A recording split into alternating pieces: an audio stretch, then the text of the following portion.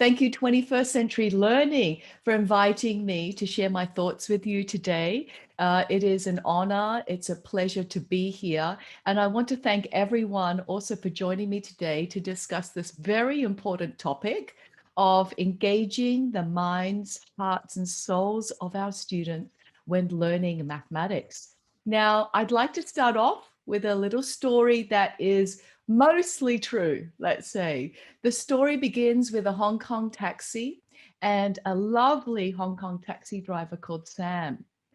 So many years ago, I used to work at this wonderful school called South Island School here in Hong Kong. And every morning I would get up and Sam, the taxi driver, would pick me up from home and take me to school. He even waited sometimes for me at the end of the day and would take me home if he was still on duty. Sam actually knew me before I had my children. So I have 20-year-olds now. And he also knew me before I was married. And he used to pick me up from home, take me to school for a good 10 years. Here is a picture of a window of my apartment that I used to live in. And this is what the view was like. Now, Hong Kong roads are very peculiar in that you can only drive to the right and you can only drive down if you're looking at Hong Kong from a grid. So this means that if my school was here, you have one route to get to school, which is here. We can actually go to the right. Now, if school was actually here down, then there would also be one route because, you know, our roads are quite peculiar. We can only move to the right and we can only move down. Now, what about if school was here? You can see that any position where the school is to the right, there'll always be one route. And you can also see that if the school was below my home, that any position below, there would always be one route as well. Now, what if South Island School was here? So just use your fingers to trace on the screen how many routes you think there are. Feel free to put it in the chat box as well. Justin, let me know if anyone's put anything in the chat box. How many routes to school if South Island School was here from my home?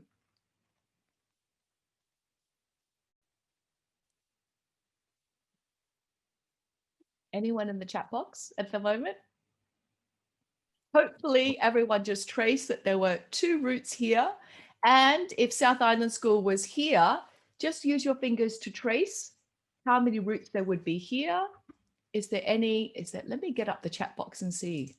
Any responses? And Justin, feel free to answer if you know how many routes there are. If the school was here. Someone said two. Okay, so we've got one here, right? So we can go across and down. We can actually also go down and across. So there are your two routes, great. But what about if we want to go across and down and across? So in actual fact, there are three routes to this particular one. Now, let's just have a look if the school was actually here. So I'm going to give you an opportunity just to trace with your fingers on the screen. Oh, I can see there's a lot of responses on the chat. Wonderful. Okay. A variety, 2, 4, 3. Wonderful. I like how there's a variety of different explanations. So if I can only go to the right and I can only go down, how many routes would it take here to get to school? And what do we have? This is similar to the other one. Yes, 3. Yes, 3. So if we use our fingers to trace, we can actually go across and down. We can go down, across, down, or we can go all the way down and across. Okay, so here is the challenge question. What about if the school was here? So I'm just going to give you a minute to use your fingers to trace. How many routes would we have to school if school was placed here?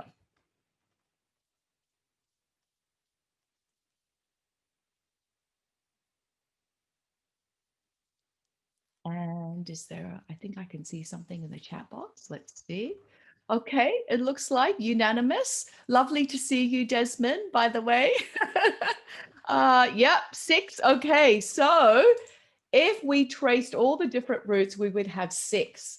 Now let's zoom out a little bit and have a look at if the school was actually placed at different positions on the actual grid. If you were doing this with your students, I really encourage you to spend some time and invest some time to get them to explore and inquire, to look at the different routes for the different positions of school. But here, just to save you some time, I'm going to give you the different routes for the different positions for school here. And so we worked out 10 before. And if I gave you time, you would be able to work out that there were 10 routes here. The school was here, and there are 10 routes here. Now, what's so special about these routes to school? If we were to turn this 45 degrees, you can see this beautiful pattern of triangles, which you may recognize as Pascal's triangle, right? Which we know as Pascal's. Let me just leave that up there. And this was named after Blaise Pascal, but in fact, there is evidence to suggest that the Chinese discovered this long before Pascal. The Chinese mathematician Jia Xian devised the triangular representation in the 11th century, and his triangle was further studied and popularized by the Chinese mathematician Yang Hui in the 13th century. And so in China, we actually call this the Yang Hui triangle, and this is what I'm going to be calling it for the rest of this session. So we're going to delve a little bit deeper into the fascinating patterns of the Yang Hui triangle. Now, what is so fascinating? Well, why are we interested in this triangle in particular? There are actually amazing patterns that we can see in this triangular array. Firstly, if we have a look at these particular numbers here, so 1, 3, 6, 10, and we arrange them in using dots, these numbers, you can see that they form a triangle, and we actually call these triangular numbers. And that's kind of just fascinating to see that integrated within Yang Hui's triangle. If we have a look at the next diagonal row, so let's go back and have a look at the next diagonal row of 1, 4, 10, 20, and 35. If we were to arrange these into dots, you would actually form tetrahedrons. And tetrahedrons are they have 4 faces, 4 vertices, and these are called tetrahedral numbers. So going back to our Yang Hui triangle here, there are also some other fascinating things about this triangle. So far we've seen triangular numbers emerge, we've seen tetrahedral numbers emerge, but there is a whole branch of mathematics that's actually called combinatorics, and we're going to look at that in a little while. But first, let's just have a look at the sum of each row. I would like you to think about just adding those numbers up. And what do you notice about the sum of each row? Feel free to put it in the chat box. And I know we have some mathematicians here with us this morning. What's really interesting about the sum of each row? So I start with 1. Yes, they're all powers to the 2 of 2. We have 2, 4, 8, 16, etc. So the sum of each of these rows ends up being a power of 2. Now, something else that's really interesting is if we actually look at the numbers, if we have a look at 11, 121, 1,331, what are those numbers? And here's a little hint. What is 11 to the power of 4? So what do you notice about the actual digits in each row? What's the pattern that you see there?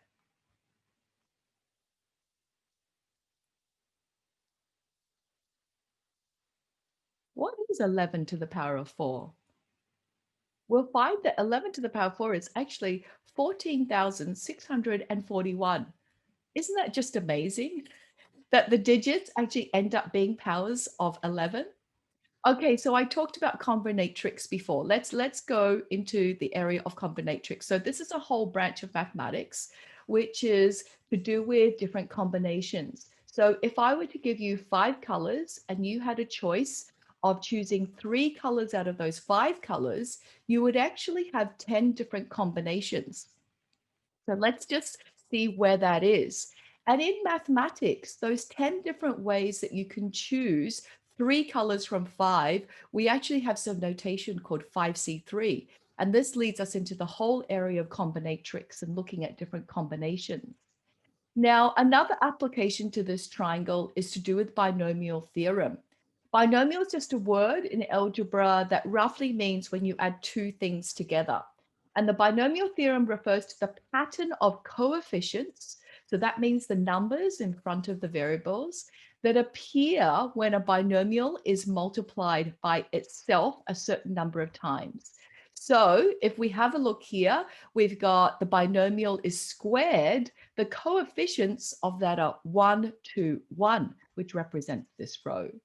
And if we cube the binomial a plus b, the coefficients of each term when we expand it end up being 1, 3, 3, 1, and so on.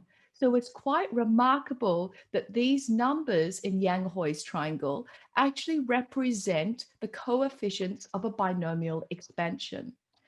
But there's actually more. Another application is to do with binomial distributions. And this is when you have a scenario where there are 2 possible outcomes. Let's say if you flip a coin and you can get a head or tail. Now, if I was to flip a coin twice, how many heads could I get if I was to flip a coin twice? So I could actually get 2 heads. There's once that I could do that. I could actually get a head or a tail or a head. There are 2 different groups that I could get that scenario, or I could actually get no heads. And notice how the 1, 2, 1 groups of how many heads I can get relate to the row here, 1, 2, 1 as well. And so there are lots of implications for binomial distributions and scenarios where we can have 2 outcomes. Now, there is still icing on the cake to this Yang Hui's triangle. I've color coded certain numbers on a diagonal. And so you can see that I've colored 1, I've colored 1, 1, and then the 2 ones in blue. And if I add those numbers up on this diagonal, I can generate this pattern 1, 1, 2, 3, 5. So I've got 1 plus 2 is 3. I've got 1 plus 3 plus 1 is 5. And does anyone recognize this beautiful sequence of numbers? What is this beautiful sequence of numbers? 1, 1, 2, 3, 5, 8, 13, and 21. I'm going to give people a chance to comment in the chat box. Let me see, what did the chat box say?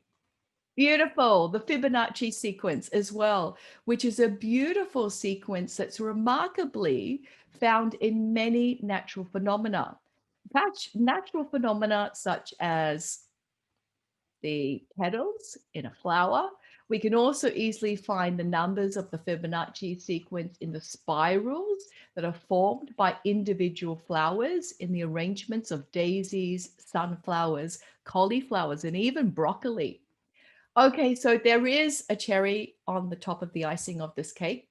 Another really interesting property of this triangle is that if all the positions of the odd numbers were actually shaded orange and we kept the even numbers white, this would actually form a triangle called a Sierpinski triangle.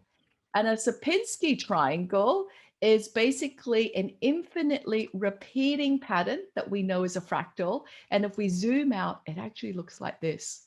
It's quite a remarkable, beautiful triangle. And one of my dear friends has shared this wonderful learning experience that he used with his students to engage the minds, hearts, and souls of his students. And we're just going to take a look at what he did. Slowly, slowly, slowly. Okay? Get it into position. Okay.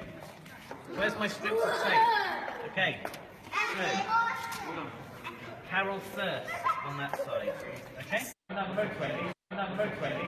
Isn't that beautiful? So he had his students create, you can see in these pictures, 3D versions of the Sierpinski triangle so that they could create this giant Christmas tree or this giant tree. And I think he really did truly engage the minds, hearts, and souls of his students. Now, let's just pause for a minute to allow you to digest some of the things that I've talked about so far. If you can pick up this QR code, and I'm also going to drop the URL in the chat box. What has surprised you so far about what I've said? So here in the chat box, I'm going to just drop this Mentimeter link, or use your phone, pick up this QR code, and let's go over to the Menti, see if we've got any responses. Let me know if you want me to put the QR code up again. What's been your main takeaway? What's surprised you so far? Actually, let me just go back. Yep, sorry. Go back. What's your main takeaway so far? What has surprised you? All of the patterns, it's amazing. Yes, math can be fun, believe it or not. And I'm going to talk about math can be fun a little bit. In that I think traditionally we have been exposed to a lot of algorithms and memorized formulae, facts and skills in mathematics. And sometimes we do take the fun out of mathematics. And mathematics really is a language of beauty and creativity, and how deep you can actually go in a single topic. So starting with the Yang Hui triangle, we could actually do that where in elementary easily, and we can take it all the way up to grade 12 and look at grade 12 mathematics. And so I think introducing students to that Yang Hui triangle or Pascal's triangle has so many rich learning experiences and deep conceptual understandings within that. Oh, creative way of teaching mathematics. Beautiful. The beauty and patterns, connection between patterns and the triangle and nature. Love the live application of the triangle. Exactly. So my dear friend Martin in Suzhou had that project with his students. And I think you could actually create those Sierpinski, 3D Sierpinski triangles at any age. I think at any age. In elementary, you'd probably just have some templates for students to be able to use. I think in secondary, in grade 6, you would probably introduce that idea so that students can generate those numbers themselves. Remember, we don't want to rob them of that inquiry experience. We want them to generate those beautiful numbers in the Yang Hui triangle. Yeah, many mathematical concepts are interrelated. Trying it all together, patterns lead to more patterns. Exactly.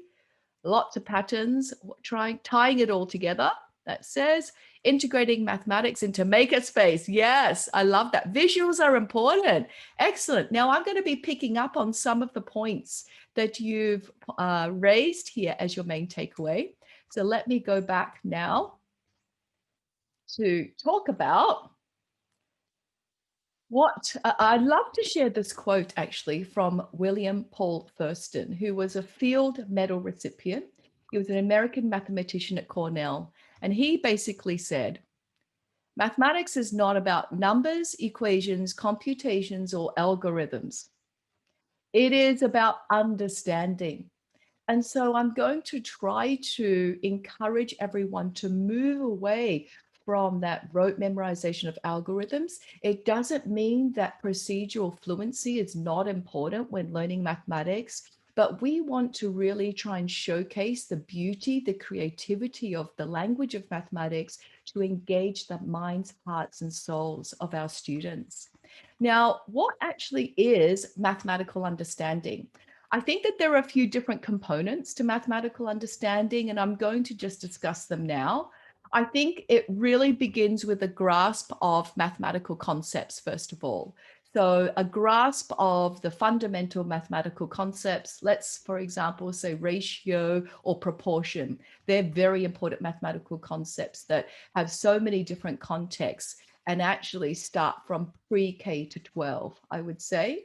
We also need to understand, and somebody mentioned this on the Mentimeter, the interconnectedness of mathematical concepts. So for example, geometry and algebra are actually deeply connected and should be taught together and not in isolation.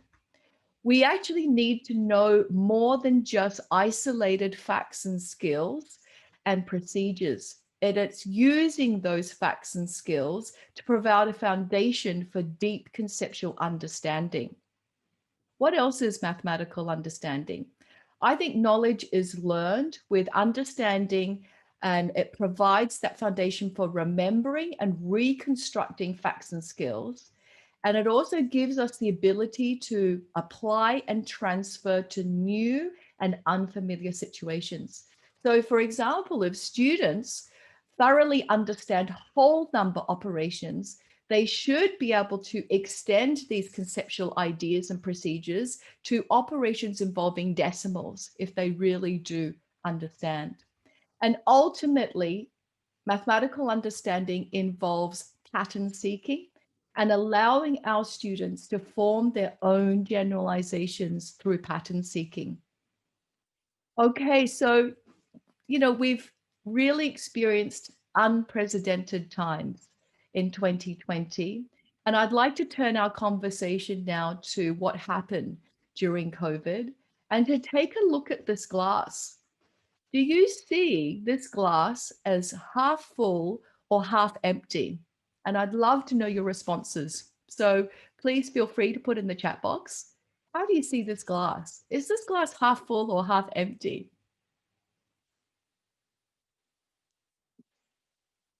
Both. I like that. Both. Okay. And I'm going to ask people to justify why. Both, depending on your point of view. I like that answer. It's full. Okay. So if you put full or both, feel free to put a justification why. So for example, why is it full? Or why is it both?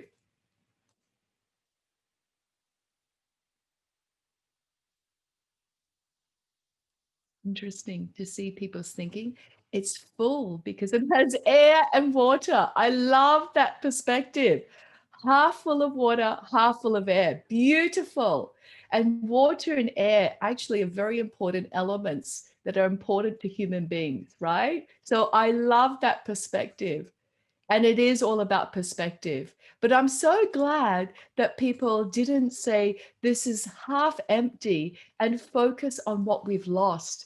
I would like to pose the question, what have we gained during this time? I know that we have experienced tremendous loss, of course, but what are some of the silver linings that we could actually focus on? So what are some of the things that we have gained that have engaged our hearts? And I'm just going to check the chat box because I saw something pop up. Primary students, yes, who have become IT specialists. Exactly. Okay, so what are some of the things that we gained during this global pandemic? I think the pandemic has stimulated innovation and created distance learning solutions at a rapid rate that we could not have dreamed of. I think that, we also saw, I think the pandemic has also brought about the cancellation of many standardized tests. And this has actually created more opportunities for authentic assessment opportunities. And I think that that is something that we've definitely gained. I also saw more professional learning opportunities that were not only affordable, but so many were offered free. And I also witnessed so much collaboration amongst educators in the world. I think there's been an enormous sharing of resources and ideas, and it's just been wonderful to have a space, especially on social media, to go to where you can actually share ideas about how to cope with the current circumstances. I think students have learned how to be more resilient, and they've actually also learned how to be more self-regulated, which developed their independent skills as well. And I think that that's the goal of education, to try and prepare our students for the future, for the 21st century, and to be positive contributing citizens to the world. And so our students, I think, have become more resilient, self-regulated, and independent. And because of time constraints, teachers had to really think about the most relevant and important content that they were going to cover with their students. Because if they did not, their students would actually be not engaged and unmotivated in this virtual environment. And so content became more relevant, and teachers had to really distill what content they were going to cover with their students. Now, let's celebrate some of the ways that you have engaged the minds, hearts, and souls of your students. I think it's important to pause and celebrate what we have just been through and the lessons that we've learned and what we do to engage our minds, hearts, and souls of our students. So pick up this QR code. This is exactly the same link as well. And I'm going to go through. Yep, family time. Great. Thank you, Catherine, for putting family time and parents understanding more day to day. Let me go to the Mentimeter and activate that so that we can see and celebrate some of the ways that you have engaged your students' minds, hearts, and souls. So what are some of the ways that you have engaged your students' minds, hearts, and souls?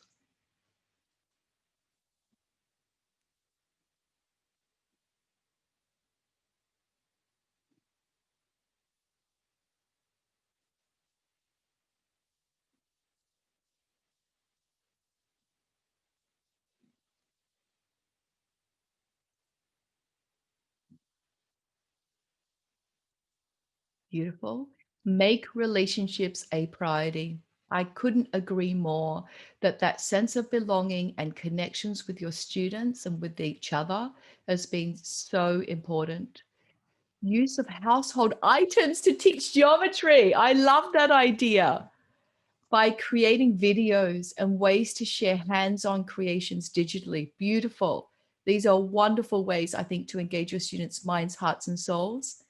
And I think we've had to be quite creative during this time as well, because your students could actually choose not to be online and not to attend your lesson during this time. So what ways did we incentivize our students to come to our lessons?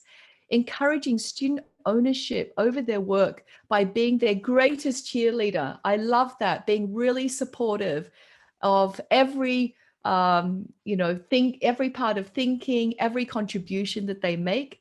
Yeah, using breakout rooms on Zoom to collaborate in small groups. I think that that's fundamental and really important. Using Google Jamboard, a tool that allows students to share their ideas. I love that as well. Okay, so thank you for those. Thank you. I think it's important for us to celebrate the different strategies that you've used as well to engage your students' minds, hearts, and souls. Now, there are some lessons that I've learned during this time as well. I've had to teach online my students at Hong Kong University, and also I have the privilege of collaborating with educators in my partnerships from different parts of the world. And there are many lessons that I've learned during this time, and I'd like to share some of these lessons with you. The first lesson I learned was with students to really move away from the focus on algorithms and let students and teachers explore, inquire into mathematical concepts, and to give them that time and space in the virtual environment. And that might mean either synchronously or asynchronously, really utilizing that affordance of asynchronous learning so that your students can have that time and space to explore and inquire into mathematical concepts. I also learned the hard way to talk less in my live synchronous sessions, because I found that, when I talked more, let's say for 15 minutes, my students would often disengage, turn their cameras off, and I wouldn't even know if they were there or not. And so I had to use, like the other suggestion that a teacher gave, breakout rooms very often and frequently. either a think, pair, and share, or using small groups and giving them the opportunity to discuss the different prompts that I had and then asking them for feedback. Another lesson I had was to use visualization, which another teacher has brought up this morning as well, and to provide scaffolding and prompts when appropriate. We're going to actually look at some visualization examples for different mathematical concepts a little bit later in this talk. My next lesson was to preserve the inductive teaching approach. Now, inductive teaching means giving your students the opportunity to create and articulate their own generalizations. Because in the words of George Polya said, mathematics has two faces. It is the rigorous science of Euclid, but it is also something else. Mathematics presented in the Euclidean way appears as a systematic deductive science. But mathematics in the making appears as an experimental inductive science. And we want our students to be put in that situation where they are creating their own mathematical understandings, connections on the concepts, and using that inductive approach will really help them to generalize and to deeply understand. Now, the inductive teaching approach also follows the CRA or CPA model, which stands for concrete, either representational, pictorial, or abstract. And we know that Singapore mathematics education has experienced great success using this model to help learners deeply understand mathematical concepts. So we start with something concrete. We use visuals, representational pictorials based on those manipulatives. And then we actually ask our students to generalize and to abstract. Now, what is an example of the CPA or CRA model? Well, my story begins with a camel ride in the deserts in Dubai. Now, this is actually a true story as opposed to my story about Sam, the taxi driver, which was partly true. So I was very fortunate to be working with a school in Dubai a couple of years ago, as you can see, and I had a spare day when I could explore the deserts. So I'm riding on this camel in the desert, and as you can see in this picture, I started seeing and looking at all the sand dunes in the ditches as the camels were going through. And I began to think about what they represented. So I could see that one sand dune and one ditch could fill and form something flat. And then I could see that two sand dunes in a ditch, and one of the sand dunes in a ditch would fill, and it would just leave one dune. So what about these three scenarios? I'm going to give people just an opportunity in the chat box just to look at the visual. And what would we end up with if we had this particular scenario? So we've got a couple of ditches, a dune, three ditches, and another dune. Looking at the visual, what would we end up with? And please feel free to have a look at the second one and the third one. I'm going to get the chat box up just to see. What's people's thinking here? So for the first one, we've got the two ditches and the dune. They'll fill each other. So that's going to cancel each other out, right?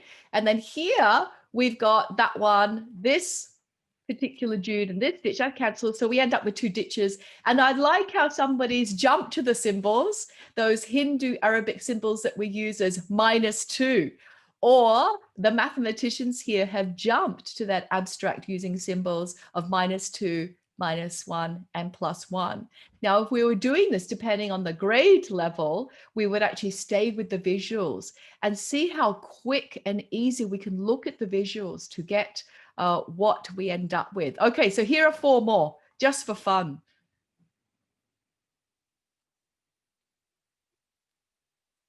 So what do we have here? How many dunes, how many ditches for these four?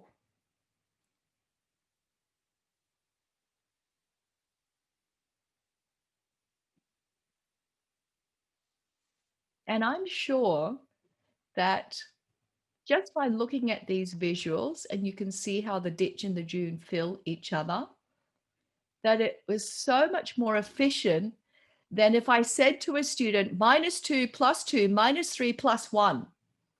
I think that that may take them some time to think about, right? So the power of visualization is really important. Thank you, Desmond, by the way, for symbolizing that. Excellent. Okay, so dunes and ditches, I think, is an example of the power of visualization, which I think can be used to support deep mathematical conceptual understanding about positive and negative numbers. Now, let's just take it one step further and talk about the opposite and use that word opposite. So what is the opposite of two dunes? For example, what is the opposite of that? Feel free to put it in the chat box. What's the opposite of two dunes? What would that be?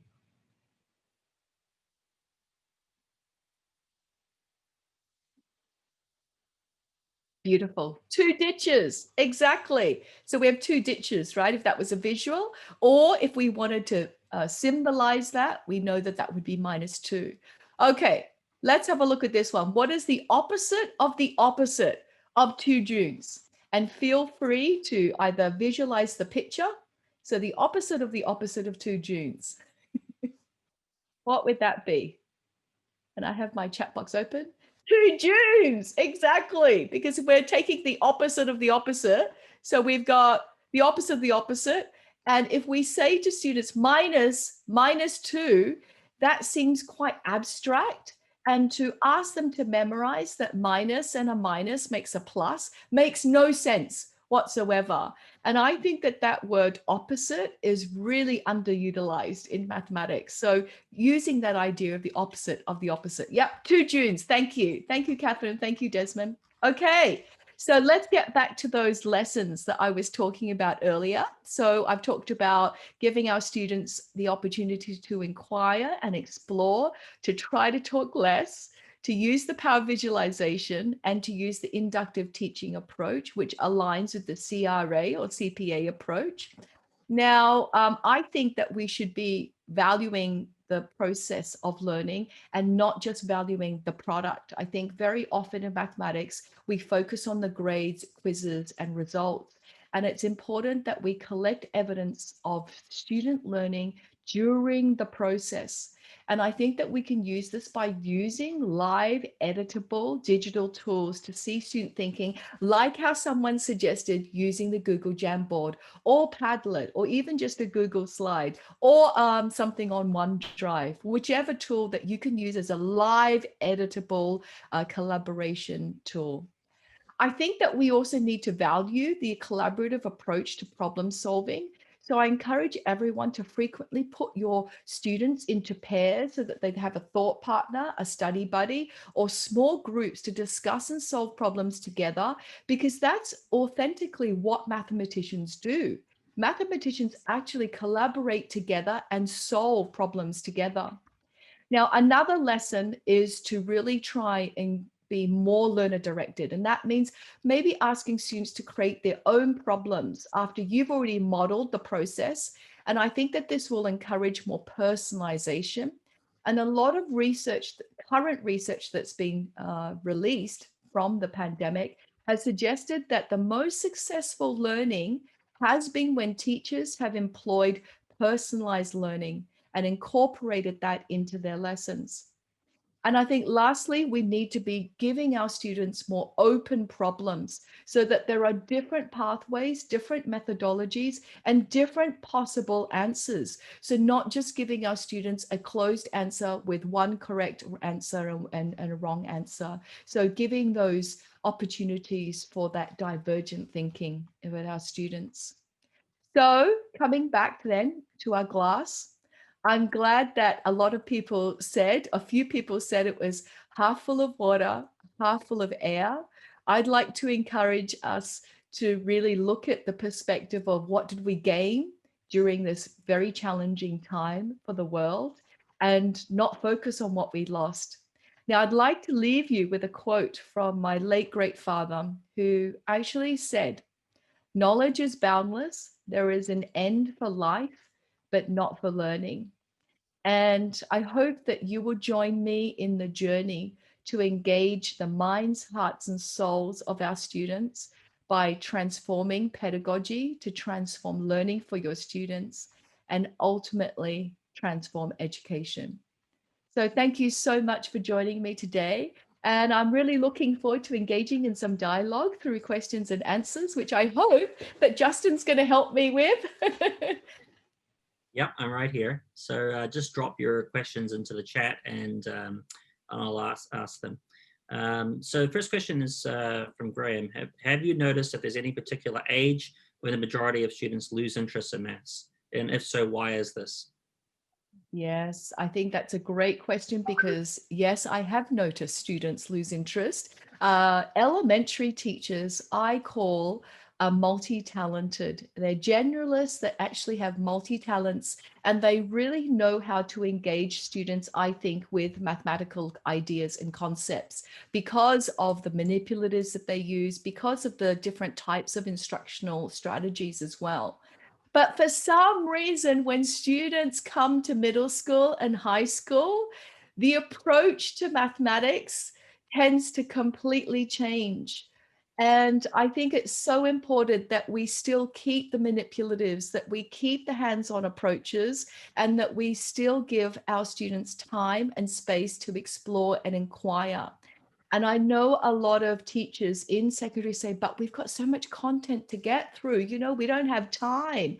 And I think, again, that is a matter of perspective. So just like the glass is half full of air and half full of water, it's a matter of perspective about how much time you want to invest in deeply engaging your students' minds, hearts, and souls, and whether you want them to be motivated and to actually nurture a love of learning for the language of mathematics and to see the beauty and the creativity of mathematics.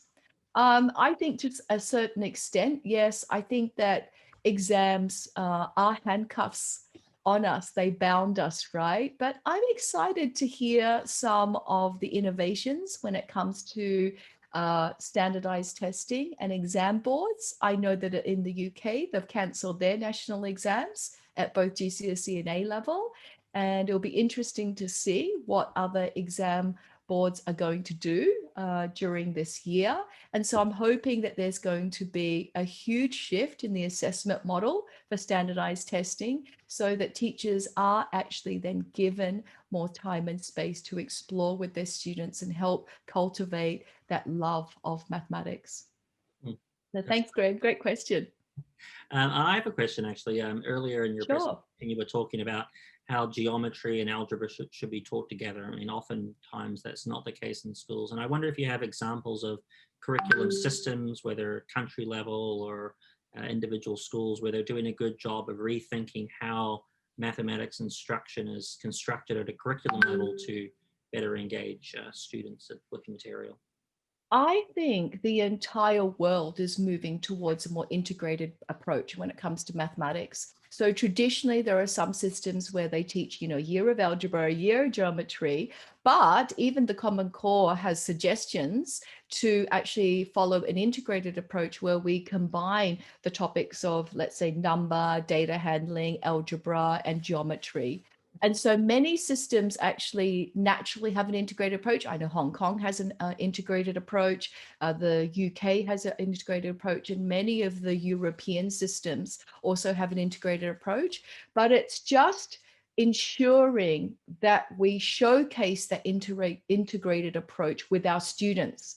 So even though we might, for example, teach fractions, decimals, and percentages separately, it's teaching that together, but let's say in the context of data handling. So collecting data, but putting it into the different forms of fractions, decimals, and percentages so that we understand the context of why we use those different forms of number.